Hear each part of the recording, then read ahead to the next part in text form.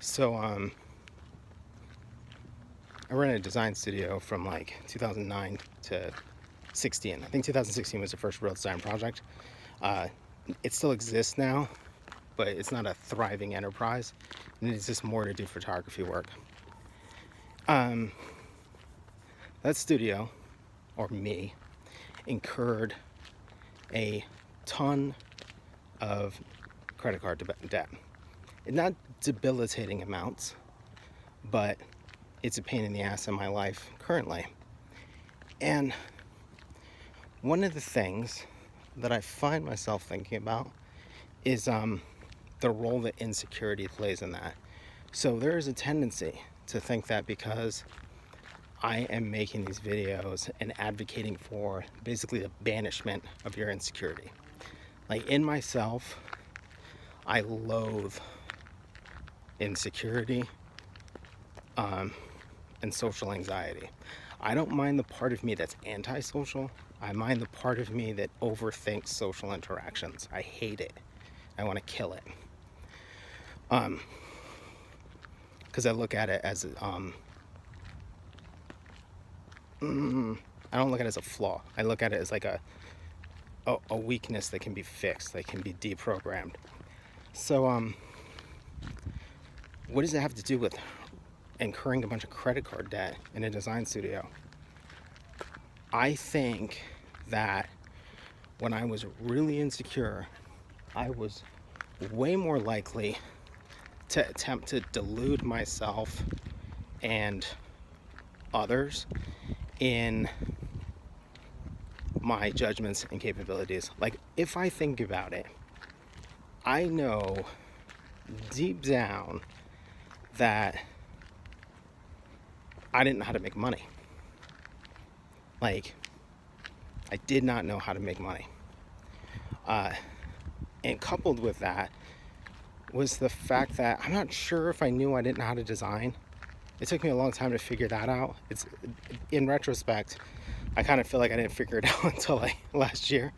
But I definitely did not know how to make money, and I couldn't admit that. I couldn't admit that I didn't know where to start. I couldn't admit that there were whole categories of clients that I didn't want. And on the surface, I didn't want them because they weren't cool, or I wouldn't be able to do something about my self-image. The fact of the matter is like, I worked at Target and it was super hard. So I could tell that, like, let's say it's 2009 and someone somewhere has seen some of my design work and they're like, hey, do you want to do a sleeve for, I'm just gonna throw some shit out there, Lady Gaga? If that had happened, I would have either taken the job, totally fucked it up, and known that I would have totally fucked it up and hoped that I would get fired, or I would have declined it on some faux moral grounds. But the fact is that I would know that I was incapable of doing a good job. Period. My not wanting to do mainstream stuff from 2002 to 12 basically was because deep down I knew that I was inept, and I tried to fool myself into having a rationalization for it. Nowadays, I know what kind of stuff I wouldn't want to do, or what kind of parameters I wouldn't really want to work in versus what I do want to work in. I have a certain confidence in certain environments. Those things don't worry me so much. But I think the biggest change is that developing a real sense of self-confidence has meant that I'm not nearly as worried about telling people the truth of my capabilities or abilities.